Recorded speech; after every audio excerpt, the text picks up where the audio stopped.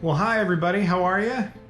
Want to thank you for tuning in, and I want to sort of give you a little bit of information. If you're thinking about setting up your own aquarium, I want to give you some little tips and tricks to make sure that you've gotten straightened out before you get an aquarium.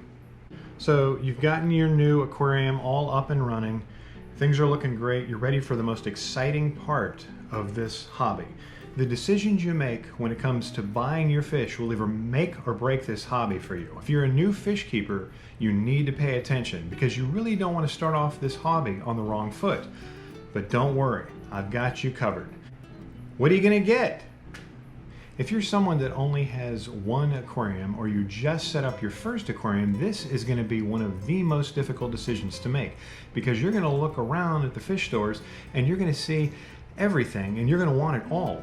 You'll see those poor betta fish in those little cups and you'll want to save them. Then you'll see those silly Oscars with their googly eyes and you'll just fall in love like I did.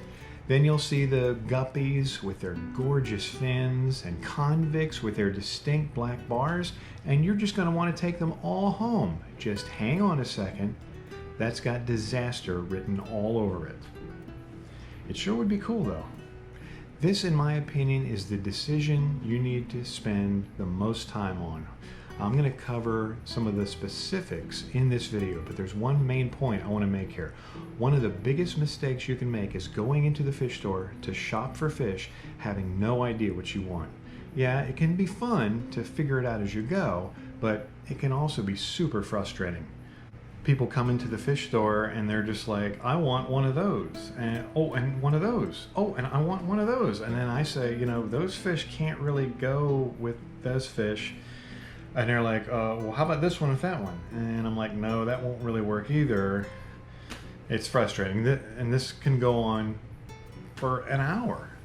And sometimes, you know, people can get so frustrated, people just leave and don't buy any fish at all. The point is, have a good understanding of what it is that you want, what you're looking for, that at least the different types of fish that you're looking for. It can save you a whole lot of time. It can save you a whole lot of frustration. And I guess you could say, could even save you money because you're not going to buy fish that are going to end up getting killed by the fish that you already have and all of that. So just trust me, it'll save you a lot of gray hairs. How many fish can you get? That's another one that can lead to a ton of frustration if you're not prepared before going into the fish store. There's only about 3 million different factors that'll dictate how many fish you can get. What size is your aquarium, how much filtration is on it, how big do the fish get, and so on and so forth. If you set up a 20-gallon aquarium, it's a no-brainer to go into the fish store and say, give me 12 of those pretty little platies. But if you say, give me 12 of those ballast sharks, this could be a problem. Now you're frustrated. This is supposed to be fun. It's supposed to be like opening presents on Christmas morning, not something that just keeps breaking your heart over and over and over again. Being prepared before you even walk in the pet store is critical. At least know the type of fish that you want, meaning live bears, community fish, or cichlids. If you at least know what type of fish you want, it'll narrow things down where you'll be able to say, okay, I know my tank can handle fish within this category. The more you know before even walking into the door at the pet store, the better off your experience is going to be. Next up, compatibility. Fish compatibility is another huge source of frustration for people that are new to this hobby.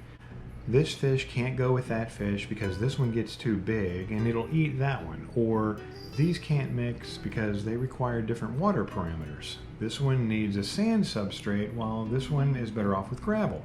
This one likes live plants, well, this one eats live plants. Compatibility issues are one of those things that can just go on and on and on, and it's another thing that can get you so frustrated that you just walk out of the pet store without buying anything. But don't worry, I got you covered. I'm going to keep this easy for you. The first place to start is going to be the type of fish. Nice and peaceful community fish, live bears that can fill your tank full of a bunch of babies, cichlids that have a reputation for being mean, or monsters that need an aquarium that's as big as a house. Once you know the type of fish, then we can break it down even further. You decide you want cichlids. Okay, that sounds like you and I could be friends. Well, cichlids break down into a few categories. One would be South and Central American cichlids that have the reputation of being aggressive and are usually kept in smaller numbers. Then you have African cichlids that are best to be known kept in groups to keep the aggression down. Then you have the cichlids that are more peaceful and mix well with community fish. Hopefully you understand where I'm going with this. Understanding a fish's compatibility with other fish can be extremely overwhelming. In fact, I'll probably do another video just about that. The key is research, research, research. It's not hard to do. It's not hard to do research these days. Just decide the main focal point type of fish that you want.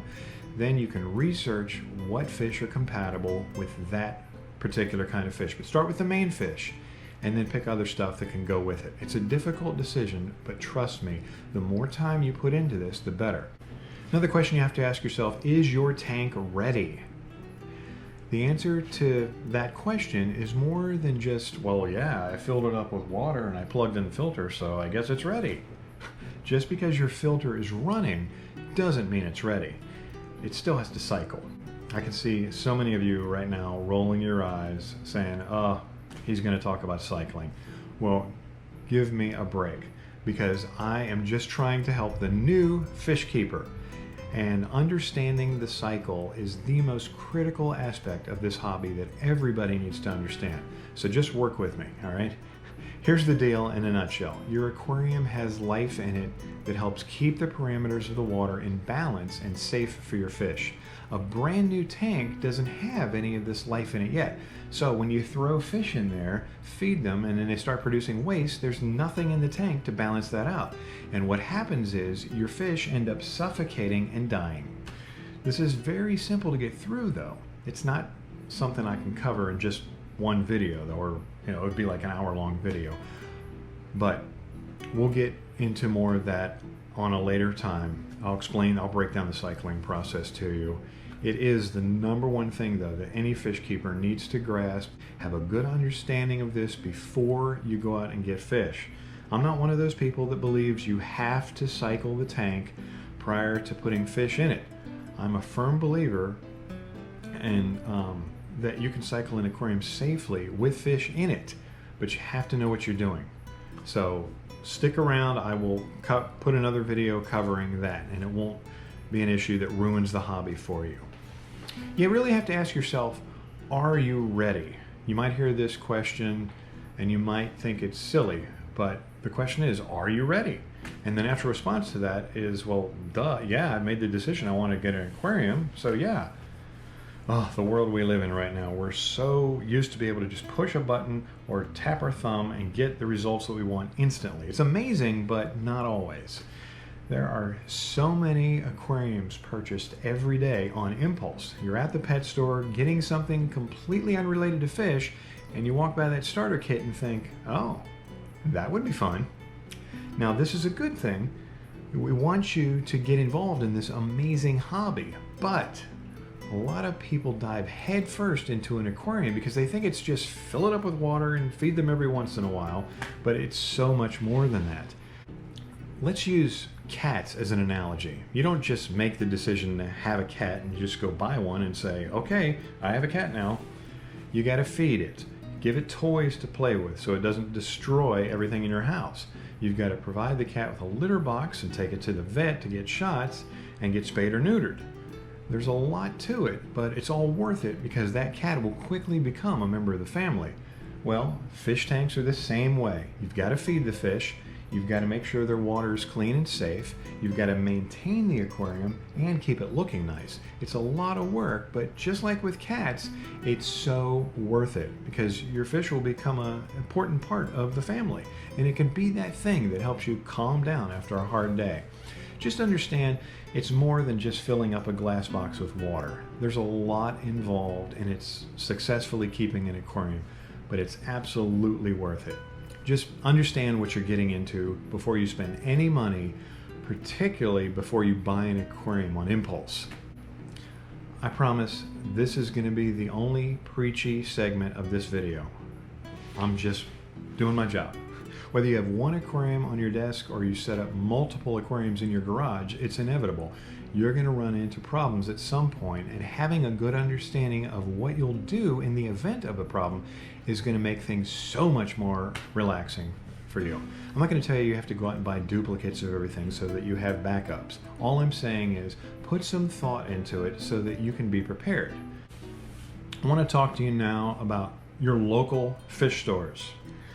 This is the fun part. It's time to finally go and buy the fish. You've got your tank running, you understand the cycling process, you have a backup plan, you're fully prepared for the amount of work that's involved in keeping a successful aquarium. Everything is in line. It's time to go get the fish. But the question is, where do you go to get them? When it's time to buy your fish, you've got several options. You can buy from your local fish store, big box stores, or you can order them online. Now, before you experienced fish keepers start blasting the comments section, I'm well aware that there's things like aquarium clubs and Craigslist and things like that. But this is a video that's really supposed to be geared for new fish keepers. So most of them aren't going to be involved in aquarium clubs yet. And is Craigslist even really still a thing? Anyway, if you have a small mom and pop fish store in your town, this is going to be a great place to start. They're a great place to start because in a lot of cases, you'll be dealing directly with the owner of the store. So they have a vested interest in making sure you have a good experience. In fact, that's going to be the first thing I'm going to tell you to look for.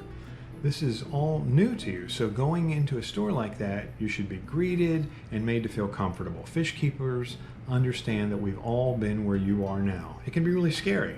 Having someone that'll help you get started is a big deal. It's also a good idea to look around and see the general appearance of the whole store. Look at all the different tanks and see how the fish look. Are they healthy? Do they look sick? Are they sluggish, lethargic? Are they all nice and happy and springy? And I don't know, is that a word? If you walk in and the place reeks of fish and there's algae and dead fish everywhere, this might not be the place you want to buy your first fish. But having said that, I've had some of my best experiences in fish stores that are super dirty. I guess it just depends on the total package. If you walk in and you're greeted by a friendly staff that helps you make the right decisions and sells you some amazing fish, it's easy to overlook some of those messy tanks. I don't think you're going to find anybody that'll argue that you're going to get the most personal attention from these local mom and pop pet stores. And the cool thing is you'll even get to know the staff in there. And you never know, you might even end up making some new friends. Buying fish is the best part of this hobby. We all love it. It's just an amazing thing to buy a new pet, bring it home, and introduce it to the family. We all love that. But there are so many things in this hobby that can happen, and it's absolutely critical that you have a good support system in place before you even do anything, especially before you buy fish. This is another reason why having a good local fish store can make or break this hobby for you. If something goes wrong, you know you'll have someone you can turn to for help. But what about those times where you just can't make it to the fish store, or they're too busy to answer your questions on the phone because they've got 50 customers at the store that they're dealing with? Well, this is when having places to go online is a great place to go if you have fish. The online fish keeping community is one of the best that I've ever been a part of, and it seems like there's always somebody out there willing to help. I know the internet can be a mean, dark place, but this is why it's so critical for you to find somewhere that you're comfortable. There are tons of websites, Facebook groups, and forums full of good people that literally can't wait for somebody to ask a question, because helping people is one of the best parts of this hobby for them. Now, I'm personally not a fan of Facebook. It just doesn't work for me, but I understand that there's a lot of people out there that are not like me and they use Facebook all the time. You can find several different Facebook groups that are specifically for new fish keepers that might be running into problems. Between your local fish store, big box stores, online groups, you shouldn't have any problems getting good information that helps you enjoy this hobby to its fullest extent.